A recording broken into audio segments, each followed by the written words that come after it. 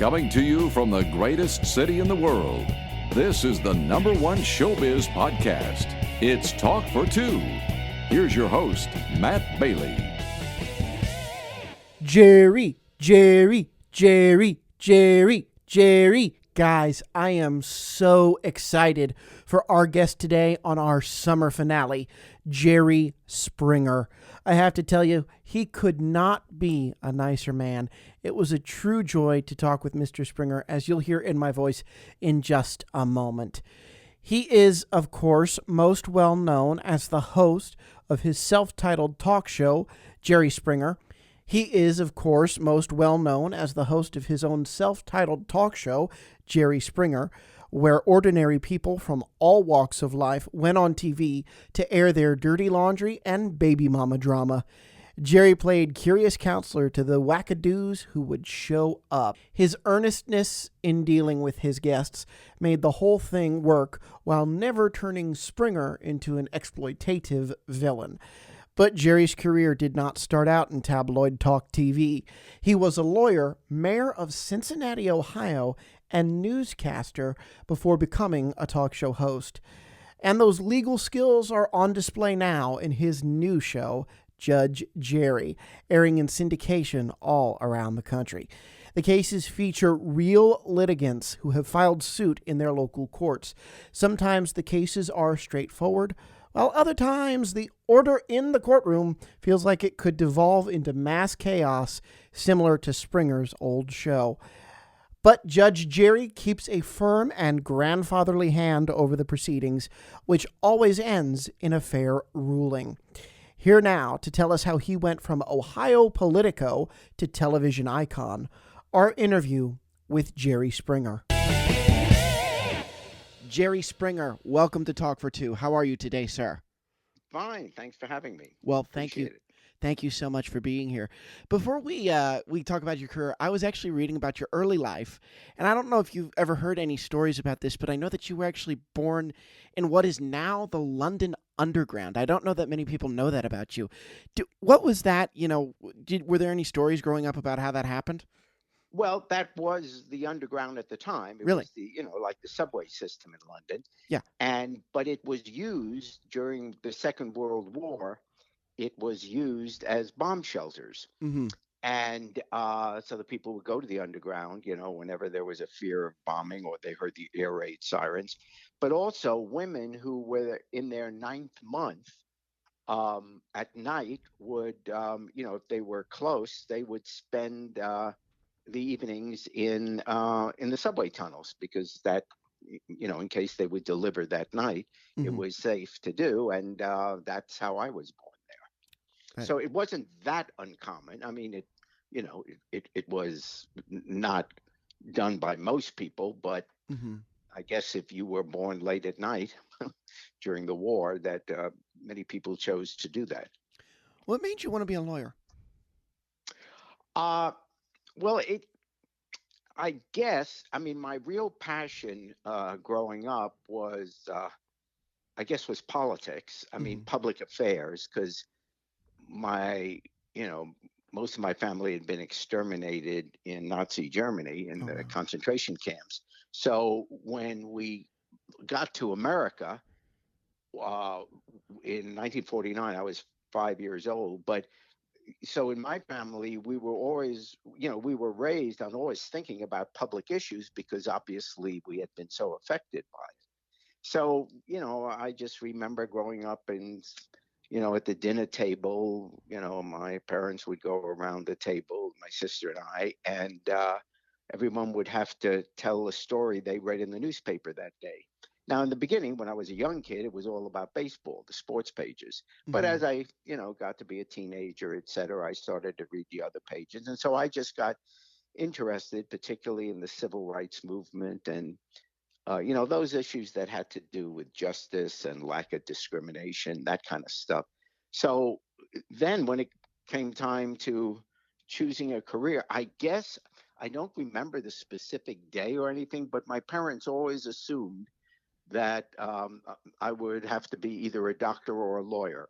Maybe it was part of the culture at the time. But I I don't ever remember thinking anything else. It was whether I'd go to med school or law school. Hmm. And because I was interested in politics, law school seemed, uh, you know, more sensible avenue to take, and that's how I decided to go to law school. I start the interview this way because obviously now you have Judge Jerry, but people may not know. They know you from the Springer Show and America's Got Talent. They may not know that you were a partner in a law firm for 12 years, that you had this great legal career. You were mayor of Cincinnati.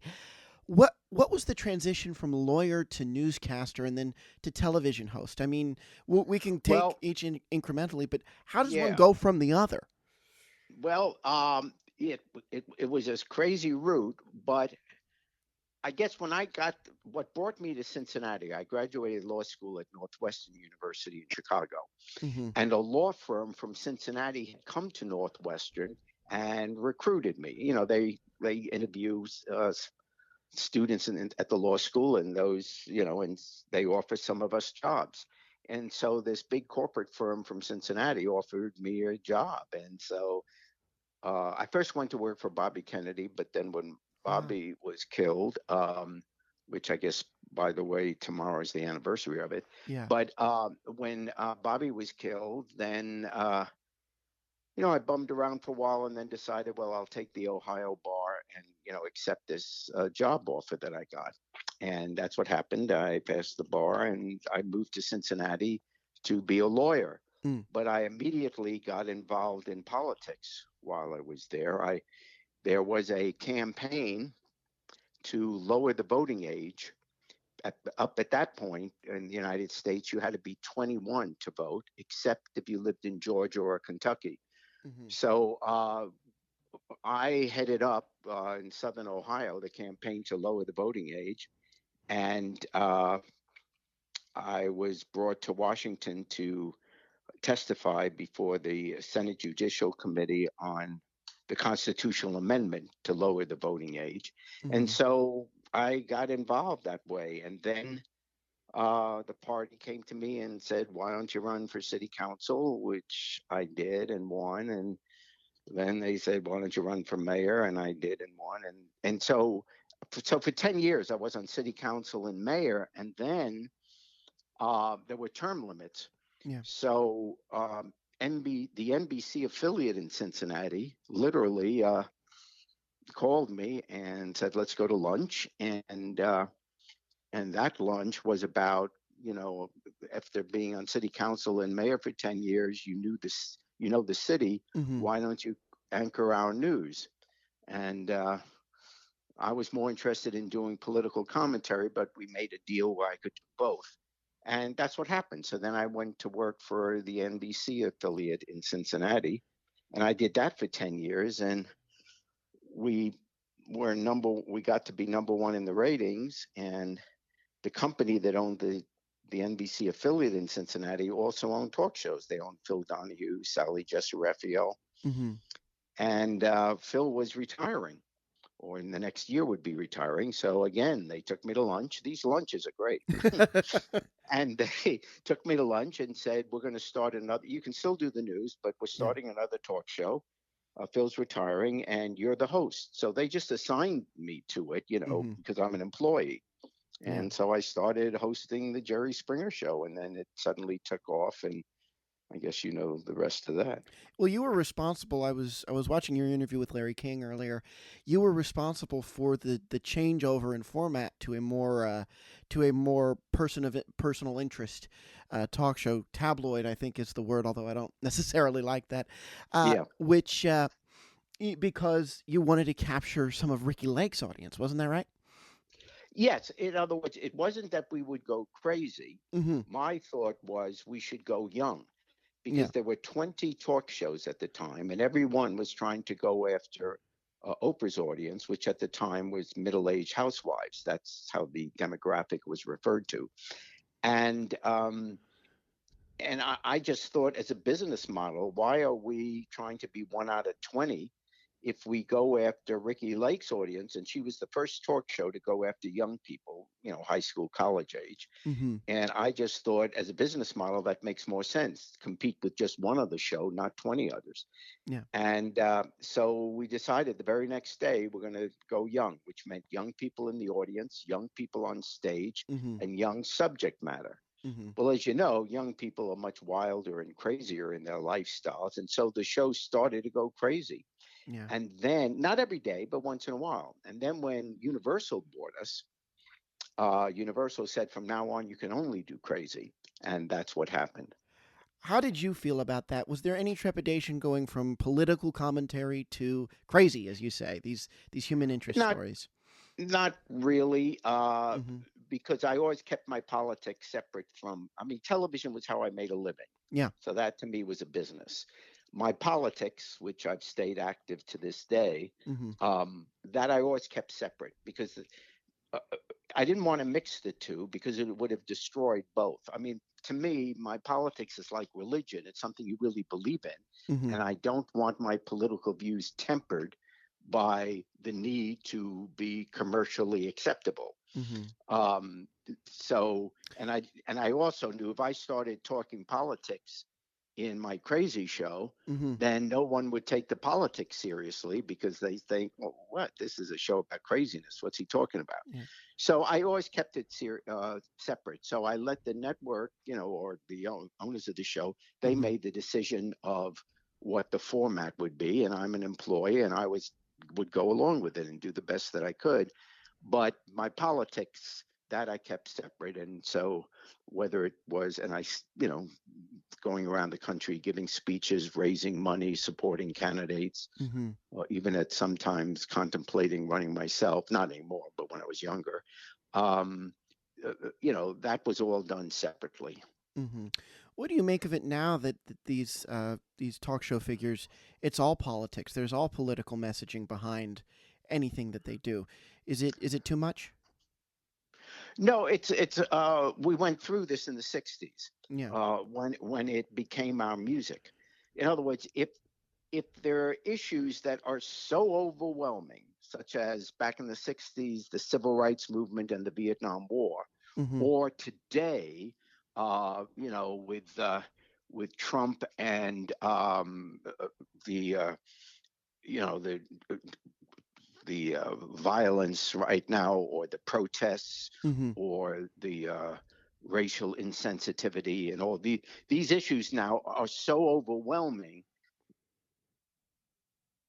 Yeah. stay relevant, you can't avoid it. So, for Mm-hmm. example, in the 60s, all our music was political. Whether it was Bob Dylan, Joan Baez, Peter, Paul, and Mary, it was all political songs about the war or civil rights or whatever. And it's taken over our culture today because, I guess particularly with Trump in there, it's pretty difficult Mm-hmm. uh, to have any discussion about anything and not show your concern about what's going on. So, and I think that, you know, uh, comedians, for example, that try and joke about something else, they're people just, Yeah. no one pays attention to them because that's not what they want to be talking about. Exactly. So let's talk about Judge Jerry. I love this show. I've been watching it on YouTube. Some of the cases are up there. What do you guys look for when you are deciding these cases? There seems to be a lot of personal conflict, like your first show. Is that by design, or is that just what happens when you get in a courtroom? uh, well, the truth is, most of it is what happens is what happens in a courtroom. If you go to, Mm-hmm. a small claims court, I mean, and it's always about issues that are personal. It's not like you're bringing in corporate attorneys and Mm-hmm. and talking. You're always talking about personal issues, or at least your personal property, Mm-hmm. or some car accident or something. So that it tends to be it. But how it happens, I don't have anything to do in terms of uh, with the decision of what cases get picked. We have something like 25 what we call stringers around the country, Yeah. and their job, and each one is given two states, and their job every morning is to get up and go on their computers and look at every case that has been filed in that two-state region. Mm-hmm. And if there's an interesting case that they think is right for a small claims court, and if, and it's interesting, people would be interested in seeing it or observing it. Mm-hmm. Then they call the plaintiff and the defendant and say, "Would you like to have your case adjudicated on national television? With me as the judge?" And if they say yes, then they get flown. At least before this pandemic, Mm-hmm. they get flown to Connecticut, and I adjudicate the cases. But I take the cases as they're handed to me. They they give me the case the week before, and then that gives me time to do the research on the case. Mm-hmm. Um, in terms of how how I can apply the law from that state, whatever state they're from. Mm-hmm. And so I have to do the legal research. So I tape when we're in season. I tape every other week. I do 35 cases a week, and during the off week is when I'm researching the 35 cases. So really, that's the harder work. The Mm-hmm. actual taping is easier than the off week when I'm having to study the cases. Is it more work than the hour long show? Is it? Are you finding you're Oh working yeah, more? it's Yeah. yeah. I mean, I did nothing on the other show, or I mean, in other words, the less I did, I was never allowed to know what the show was about. Yeah. So I Really? never knew. Yeah, I wasn't allowed to know who the guests were or what their stories were. They would hand me a card, that said Jerry Springer on it that I carried around. But on the other side of the card were only the names of the guests. But my job was to ask questions that you would ask sitting at home watching, and then make jokes. So so I never knew what the subject was. That's why the first question of every segment was always, "So what's going on?" In other words, I introduce the guest and then I'd say, "What's going on?" And they start with their story, and then Yeah. and this way it was spontaneous, and I could be funnier if I knew ahead of time what their stories were. Then any reaction I had would be fake, and it Yeah. would just, I mean, it just would look horrible. So it was much easier for me. Don't tell me what it's about, and I'll find out. And even if it takes me a while to figure it out, that'll be funny in itself. Me not understanding what they're talking about, Yeah. and people would laugh at that because the young people would use phrases and language that I'm not that familiar with. Yeah. So oftentimes they use some colloquialism, and everyone in the audience got it, but I didn't, and there was comedy in that. Are you the same way, but I guess in a more grandfatherly way, if I can say, on the court show? Because there seems to be things that genuinely shock you. Like I watched the case of the sisters with the car, and she came to get the car, but the woman her sister was homeless, and because she had to pay it, she took the car back and was Oh, right, I heartless about remember it. that. Yeah. You seem to be genuinely taken aback. That wasn't in the answer. That wasn't in the complaint. Uh, that not that detail. Right. No, not that detail. So, well, she wanted the car back, but the homeless part, no. Right. And so, and that's why I have to hear their testimony because they Yeah. always expand on it. Mm-hmm. And that just struck me as, good God, she's your sister. What's wrong with you? And the other person was doing okay. In other Yeah. words, it wasn't like she needed the car and it was a matter of her survival. Yeah. She had a car, and yeah, it'd be, the sister should eventually pay her back or whatever. Everyone gets that. Mm-hmm. But it's like if you've got a family member in trouble, you drop everything and you help. Which So that disturbed me. So, which brings me to my point. How do you weigh? What do you look for in these cases? What are you listening for as they give their testimony? Well, a small claims court is a court of equity. Mm-hmm. In other words, a judge is permitted to seek a just answer that doesn't necessarily fit in with the exact letter of any particular ordinance. Mm-hmm. So you can be looser. So what I do is, it's funny you mentioned grandfather. I adopt, because I really am a grandfather. How Yeah. would I deal with this with my grandkid, or even with my own adult daughter? In other words, I look for the just answer first, and then figure out a way. After I figure out in my mind, what's really fair and just, and what would you say if this was happening in your family, Mm-hmm. and then find a legal principle that I can apply to it. Mm-hmm. And sometimes that's tough to do. Mm-hmm. Sometimes, it's pretty tough to find a legal principle that supports the person. And yet, for example, in the case of the car that you Mm-hmm. mentioned, there's no question that the sister who didn't make the payments owed the sister the money. Yeah. Period. I mean, there was legally it was a slam dunk case. But then when you add the justice to it, I had to go against. I had to do what was what just seemed to me a just humane thing to do. Mm-hmm. And so that is a case where you have to balance. And whenever at all possible, I come out on what I think is a fair and just answer rather than just a legal technicality. I love that. Are you rediscovering, not that you ever lost it, but are you rediscovering a love for the law in doing this show? Oh, sure. Yeah, because it's, you know, my other show, and Mm-hmm. I'll never berate it because it's giving me this wonderful life and it was so much fun to do. Yeah. I mean, in terms of sheer fun, it was the best job you can have in the world. I mean, Y- every day you went in and it was a circus. Yeah. So it was total fun. But it wasn't legal. It wasn't intellectually stimulating at all. I didn't have to use my mind. I mean, adults could do what I did. Yeah. And this, for the first time in 30 years, forces me to have to think and read and reason again. Mm-hmm. And I really enjoy that. It's a wonderful exercise. I spend time in my office and just, reading and working on cases. So I enjoy it. Yeah, yeah. Well, it's funny you mentioned that about your old show because what people don't realize is they go, "Oh my God, why are they doing that? Why are they putting these poor people on display?" They were in on the joke. They wanted to come on and do this and get the reactions Oh, and totally. have it I in mean, front of national television. oh, it's purely voluntary. In Yeah. other words, you could never call someone out of the blue Mm-hmm. and just get them to come on the show. Yeah. They'd say, "What?"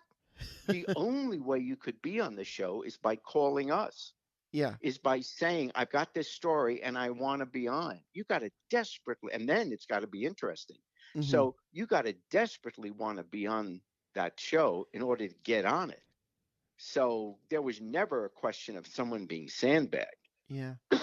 They make the decision. They even get to choose what's talked about and what's not.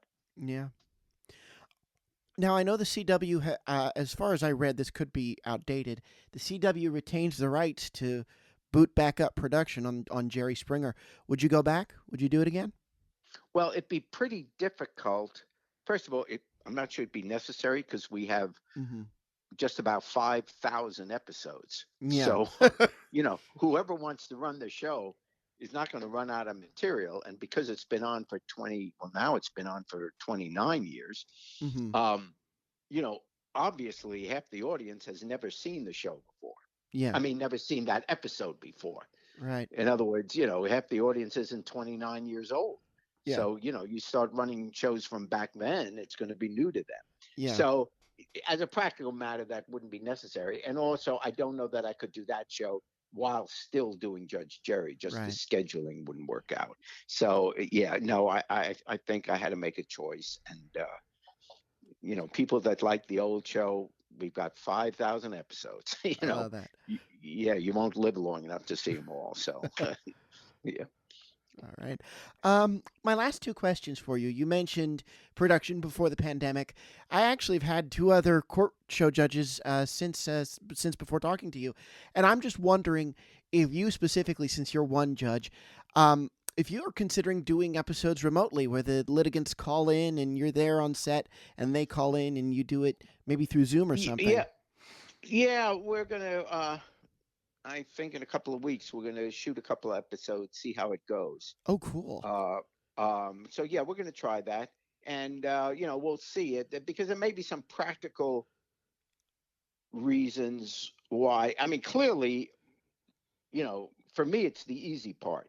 Yeah. But if you're taking people, they're going to have set it up in their own homes. Mm-hmm. The technical problems. Oh, I didn't hear that.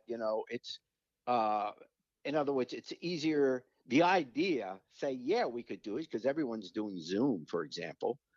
but to actually have it work, we'll see what it looks like. So, we'll tape some shows, and but if not, we'll go back to the studio. And right now, I think we're planning to go back, or around August, for the new season. So we've got all the shows taped for this season. Right.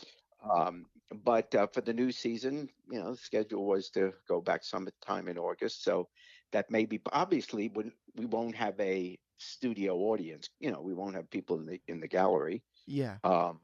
But a plaintiff and defendant would certainly be, they're about 20 feet away from each other, and they're 15, 20 feet away from me. Yeah. So, it can be handled with just 10 people in the studio, including the cameraman. So it could be done. And I think that's what we're looking to do for the brunt of the season. But, we're going to have to play it by ear like everybody else. But yeah, we'll take a look at doing at least some shows remotely in the beginning. But I'm not convinced, even though some other people are, and we're going to do it. I'm not convinced that's going to turn out to be real practical. Yeah. Because you're asking these plaintiffs and defendants, so all of a sudden there's a whole new element to what they have to do. Yeah. And so they're going to be nervous about getting the camera in the right position, and is the lighting right? And oh my God, I can't hear you. I can't hear you. I mean, can you imagine in the middle of the case that going on? No. So it's the devil's in the details, and for that, it may just be too difficult. But we'll give it a shot. Great. We're going to try it. Great. And my last question, before I get you my last question, I just have to say Terry Fader says hello. He's a good friend. And yeah, he's great. Please tell him hi. A great memory with him. And yeah, he's probably, well, maybe told you the story, but the prompter went down just before I declared him the winner. Really? Oh, gosh, you got to tell me about that. I'm sorry to keep you, but please tell me about that. Yeah. No, what happened was, it was him and another fellow, a guitar player, very good player. Yeah. And they were both up there. We were taking a break, and this is national television live. And I said, when we come back, we're going to announce the winner. And I didn't know it yet. I didn't know who the winner would be, because they were going to tell me in my ear. They were going to, because they didn't want me to know ahead of time. Right. Which makes sense. Otherwise, I'd be, unconsciously or subconsciously talking one way to who I thought was the winner, et cetera. So anyway, I didn't know. So they wanted to keep it fresh. And then during the station break, they would, in my ear, in the IFB, say which one won. So now I got the signal, 5 seconds, we're coming back. They're counting down, but they still haven't told me who won.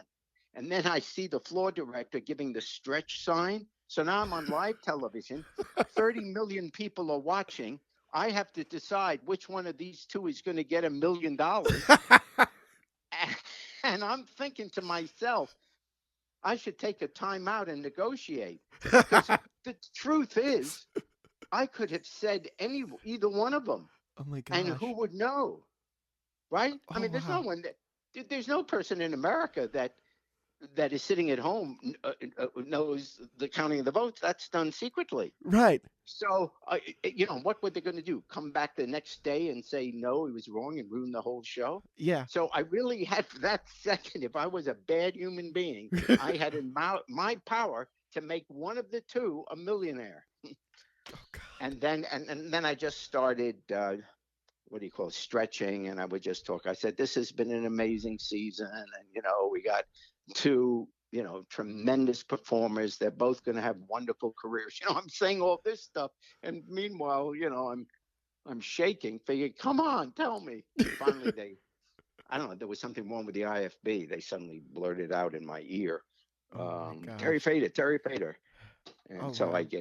so there it was. But I told Terry that story. I said, you realize, I could have gone the other way. You should give me 10%. You were the on-air agent. Yeah. But he's such a great talent. I He mean, is. he's such a great talent. So good for him. He is. I'm He happy is. for him. Well, I know we're almost at the end of our time, but the thing I can't help think when I watch Judge Jerry is that this is, not that you don't have many, many years ahead of you on television and broadcasting and whatever you want to do, but the show is almost like, it feels to me, the culmination of your career. Legal, Oh, you get to discuss issues, you're on television, you're helping people with their problems. It's everything. yeah, it is. Well, well. First of all, it will be the culmination. I'm not going to do something. I'm 76 already. But it is. It's every job I've ever had somehow fits into the one I now have. It's like I've gone full circle. I start out as law school as a lawyer, Yeah. and I go through all these careers, but something from each of those careers works for the job I now have, whether it was the law, the dealing with disputes, or a television. Mm-hmm. Whatever skills you pick up doing those jobs, it all comes together in being a judge on television. Yeah. Wow. So it has some poetry to it. I love I it. just don't want. Yeah. I just I think we're in the last chapter. That's what scares me.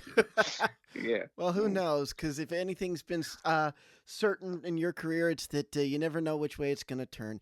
Jerry Springer, an honor. I've been a fan for many years. My grandfather would put you on the original show when I'd stay with them, and I'd watch it Oh, that's actually great. as a kid. I was watching your show. I don't Yeah. know if I should admit that, but No, I appreciate that. That is awfully nice. I've enjoyed talking with you. Thanks a lot, Matt. You take it easy. thank you, Judge Jerry. It was a real pleasure having you. How fitting that we bookended this season of Talk for Two with two talk show hosts. Plus, we had a lot of judges this season, so perfect end. And it is true, I have to take a few week break, but if all goes to plan, when we come back on October 3rd, 2020, it will be with a mega huge guest. So again, we're only taking a few weeks off, and I can't say more than that as to who the guest is going to be, because when I tease things that aren't recorded yet, inevitably, Murphy's Law, there is always a hitch. Is that Murphy's Law? No, Murphy's Law is the law of observation. So I guess if I tell you who it is, you're going to be observing my social media pages and looking out for it. But next season will include actor and Chopped host Dean McDermott, country superstar Neil McCoy. That's actually from The Vault, that one, Neil McCoy, and so many more guests, both from The Vault and new guests, and I cannot wait to share that with you. That is it for us today. Remember, you can always check out talkfor2.com for more. Subscribe to the podcast by searching Talk for Two in iTunes, Stitcher, and wherever you get your podcast. Find the show at Talk for Two on Facebook and Twitter, and on Insta at Talk42Pod. And I've been posting a lot about my video studio, a lot about the tech I use. So it's really cool, not only if you want to see who's upcoming, but how I make this whole crazy shebang work. Reach out to me directly at talkfor2cast@gmail.com. That is talkfortwocast@gmail.com. Have a wonderful and safe Labor Day weekend. Signing off until fall, I'm Matt Bailey, reminding everyone out there to keep talking for two. You can hear more show business interviews with the stars at talkfor2.com.